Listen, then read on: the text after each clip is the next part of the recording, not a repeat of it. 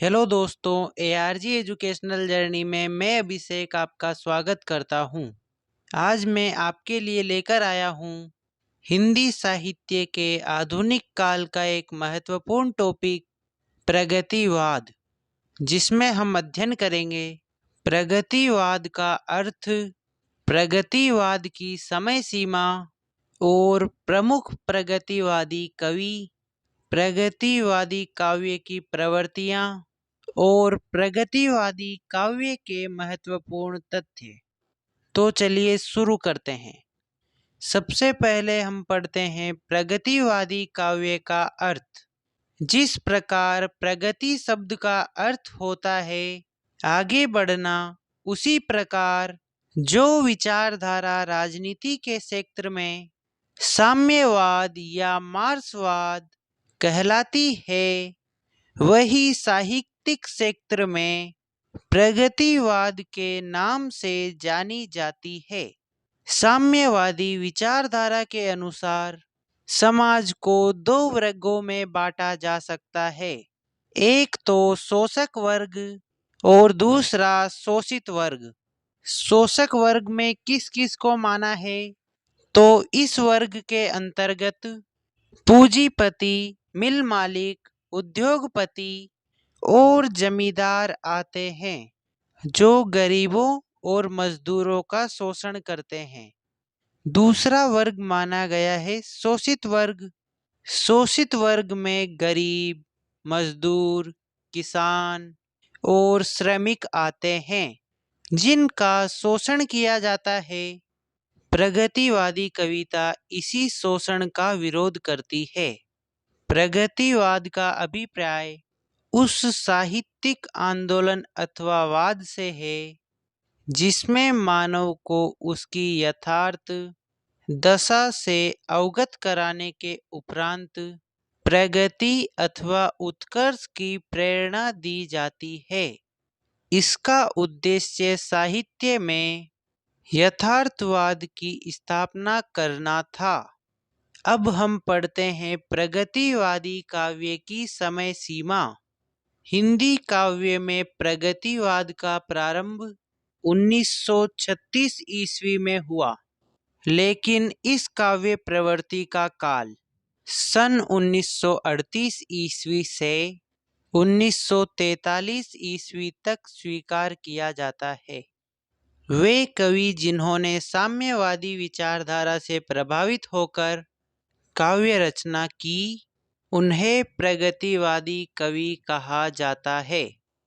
प्रमुख प्रगतिवादी कवि इस प्रकार है: रामविलास शर्मा, नागार्जुन, केदारनाथ अग्रवाल, शिवमंगल सिंह सुमन, डॉक्टर रांगेय राघव, त्रिलोचन शास्त्री, रामधारी सिंह दिनकर, सुमित्रा नंदन पंत, नरेंद्र शर्मा और सूर्यकांत त्रिपाठी निराला आदि। इन कवियों ने प्रगतिवादी कविताएं लिखी थी। मित्रों, अब हम पढ़ेंगे प्रगतिवादी काव्य की प्रवृत्तियां। पहली है सामाजिक यथार्थ का चित्रण। प्रगतिवादी कविता का मूल केंद्र शोषण की चक्की में पिसने वाला किसान, मजदूर, गरीब व श्रमिकों की दशा का सहानुभूतिपूर्ण कारुणिक चित्रण किया है। इन कवियों ने शोषित व शोषक का तुलनात्मक चित्र उपस्थित करके सामाजिक विषमता का उद्घाटन किया है। अगला बिंदु है शोषक वर्ग के प्रति घृणा। प्रगतिवादी काव्य में शोषक वर्ग को निर्दयी, कपटी, स्वार्थी व अन्यायी कहा गया है। शोषक वर्ग अपना स्वार्थ सिद्ध करने के लिए पूंजीवादी व्यवस्था बनाए रखना चाहता है, इसलिए प्रगतिवादी इस व्यवस्था को बंद कर देना चाहते हैं। अगला बिंदु है साम्यवादी व्यवस्था का यशोगान। भारतीय समाज में व्याप्त पूंजीवादी एवं सामंती व्यवस्था के विनाश के लिए साम्यवादी सिद्धांत सर्वाधिक उपयुक्त लगा, इसलिए प्रगतिवादी साम्यवाद की स्थापना करना चाहते हैं। अगला बिंदु है धर्म और ईश्वर के प्रति अनास्था। प्रगतिवादी कवि धर्म और ईश्वर में विश्वास नहीं करता, वह इन्हें शोषण का हथियार मानता है। इसलिए प्रगतिवादी कवि धार्मिक विश्वासों एवं रूढ़ियों को तोड़ना चाहते हैं। अगला बिंदु है नारी स्वतंत्रता की पुकार। प्रगतिवादी कवि ने नारी का यथार्थ चित्रण किया है। वह न तो कल्पना लोक की परी है और न ही सौंदर्य की पराकाष्ठा। वह इसी लोक की मनुष्य है जो दिन रात कठिन परिश्रम करके अपने परिवार का पालन पोषण करती है। अगला बिंदु है विश्व बंधुत्व की भावना।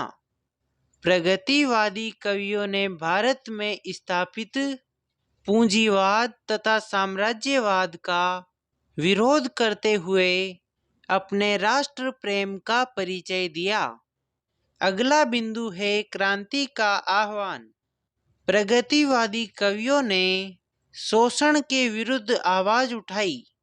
प्राचीन परंपराओं का समूल विनाश क्रांति के द्वारा ही संभव माना है।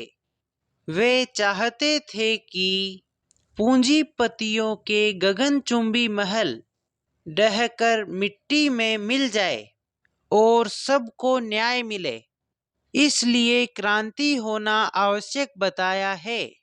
अगला बिंदु है शैलीगत विशेषताएं। प्रगतिवादी कवियों की भाषा में कोई बनावटीपन नहीं है, वह आम आदमी की भाषा है। वाणी अलंकार विहीन तथा छंद विहीन है। बस इतना ही माना है कि अपने विचार दूसरों को समझ में आ जाने चाहिए। इसमें अलंकारों की क्या आवश्यकता है। इसी संदर्भ में पंत जी की पंक्तियां देखिए दोस्तों।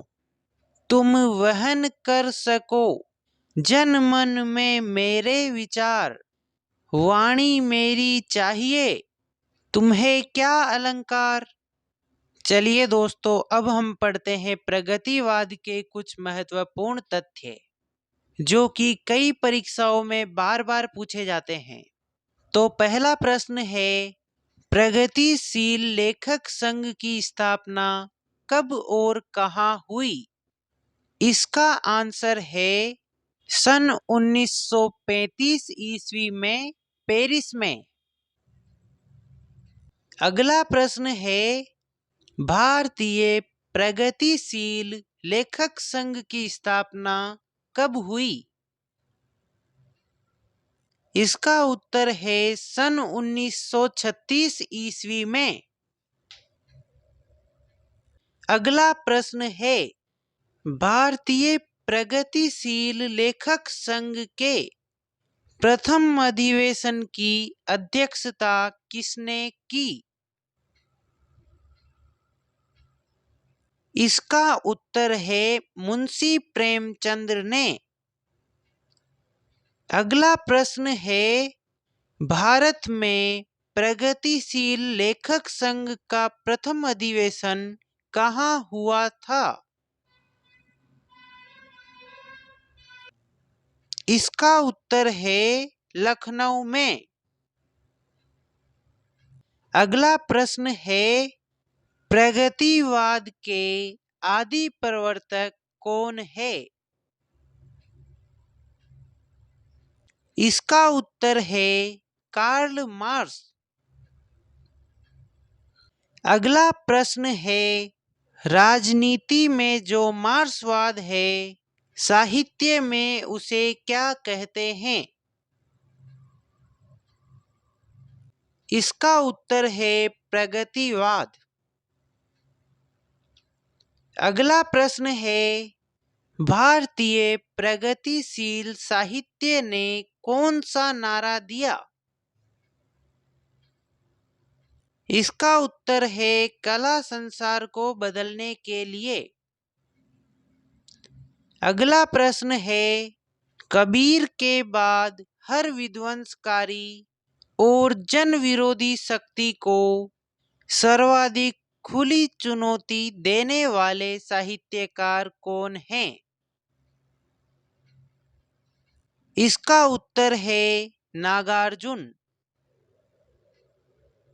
अगला प्रश्न है, नागार्जुन का वास्तविक नाम क्या था?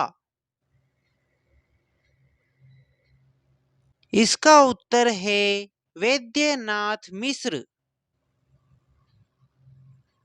अगला प्रश्न है, त्रिलोचन का वास्तविक नाम क्या था? इसका उत्तर है वासुदेव सिंह। तो दोस्तों, आज का यह वीडियो यहीं समाप्त होता है। अगर आपको इस वीडियो की विषय सामग्री अच्छी लगी हो तो इसे लाइक कर दें, अपने दोस्तों के साथ शेयर करें और ऐसी ही वीडियोस और पाने के लिए मेरे चैनल को सब्सक्राइब जरूर करें। चैनल को सब्सक्राइब करके बेल आइकन को प्रेस कर लें ताकि आने वाली हर वीडियो का नोटिफिकेशन सबसे पहले आपको मिल सके। मिलते हैं अगले वीडियो में, तब तक के लिए नमस्कार।